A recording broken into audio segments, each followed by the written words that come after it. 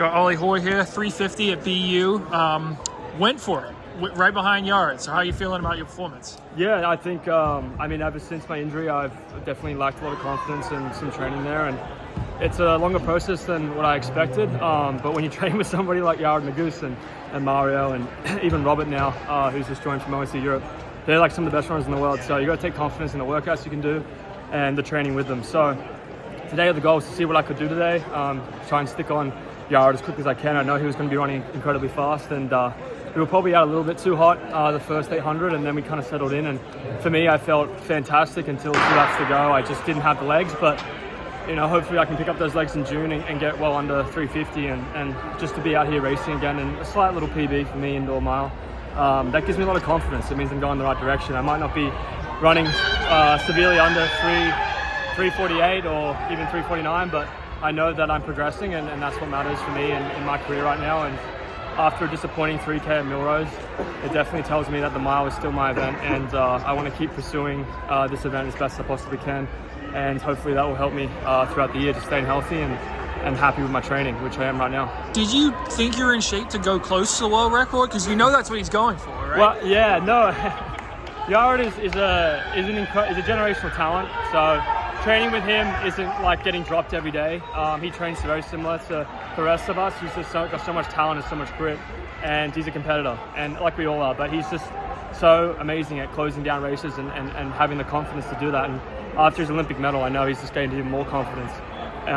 So for me, I thought, I'd just go with him. Every other race I did earlier in my career, I was going for it. I was trying to run really fast, and near the end I would usually die, but I was always at the front and trying to push the race. And that's what the sport is now in these type of races, is how fast you can go, and then the other side of the race is who can win. So you've got to be running fast if you want to win. So for me, if I can go out with him and go as hard as I can, my training has been almost better than when I ran 347 in Oslo a few years back. So maybe the training hasn't fully developed to me yet, but I felt great through that race. I know we were a bit quick at the start, but I think watching me run, I looked relaxed, I looked ready to go, and I was right on him. It's just, that end of the race hopefully is going to come in the rest of the season. We've got to be firing in September, so for me, it's a good step forward. But yeah, he was going for that world record, and I wanted to stay as close as I possibly can with him. And I think for Yared, like when you're running that quickly and trying to run a race like that, you got to be not making any mistakes. And I think the mistake today was just going a bit too quick. And I think Jakob went through around the same time as Yared did at Millrose, and I think we went a bit too quick, and maybe that definitely cost us the last 800. Will cost him the last 800 to get well under 46. So, but it's just fun being out here racing. BU is a great place to have a good mile time trial kind of. So it was fun. Glad to be out here, and I know he'll be hungry for that one next time, but it's good to see the banter between the two of them. Yeah. Well, a couple weeks ago after one of your races, you kind of had this Instagram post where you're pretty candid. You said you felt like you had been a bit cowardly in your training. I'm wondering, what did you mean by that? And have you changed in training in the month or so since then? Yeah, I think for me, when you're an athlete, you got to want it more than your coach.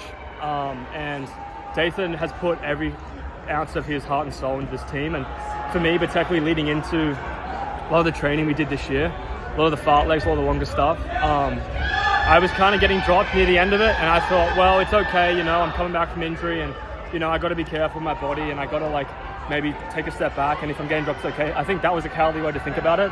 I'm a professional athlete, and my job is to hurt myself in training, and as you can see from our boys, Dylan and Kai in particular, they have been hurting themselves. They've been up there training, progressing and pursuing greatness, and they're inspiring for that, and they've come to that program wanting that. And for me, I took a step back thinking I needed to kind of reassess my body, make sure I take the right steps, but I was not taking any risks. And in the sport, you are towing the line between risk and injury, and I have to be able to let myself believe that I can train that hard and not worry about the repercussions from it if I'm doing the right thing, doing the right process for staying injury-free. And that was a cowardly way to approach my training. And my speed and everything has been there, but my aerobic situation has not. So Dathan and I had a really nice chat, and I definitely told him how I felt about it, and it was mostly 100% on me not being the athlete I should be. And we have changed some methods with training. We've done some double threshold, we've done some longer workouts where I pushed myself a bit harder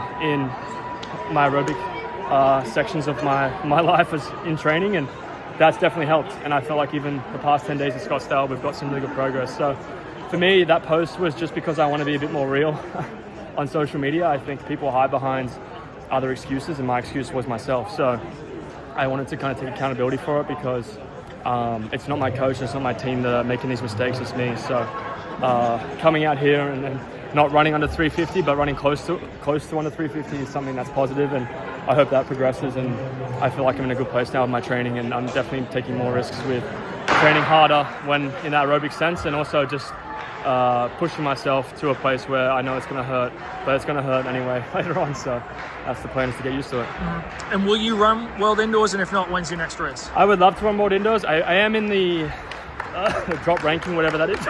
But it just depends if Australia wants to select me. If they don't, I'll hopefully run Murray Plant.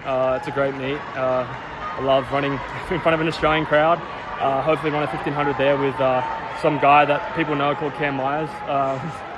So Cam will be a great person to run with. And after that, yeah, we'll see. I mean, I'm going to do a lot of training. I know I'll do a couple of diamond leagues.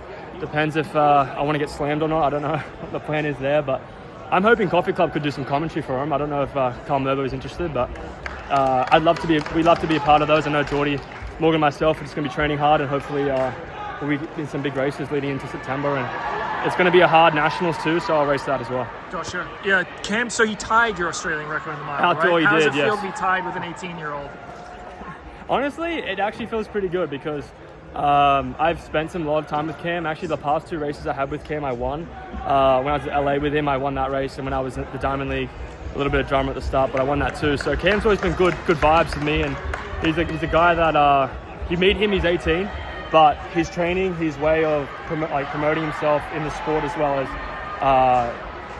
the level of professionalism he brings is next to none. And I have a lot of respect for him, and he's an incredible athlete, incredible for the sport. I hope he knows that I'm still good, and I hope to prove that in the next few months. But he's definitely one to watch, and you know, the sport's now filled with young guys. Laros, Jakob, even Cole and Hobbs. They're all young.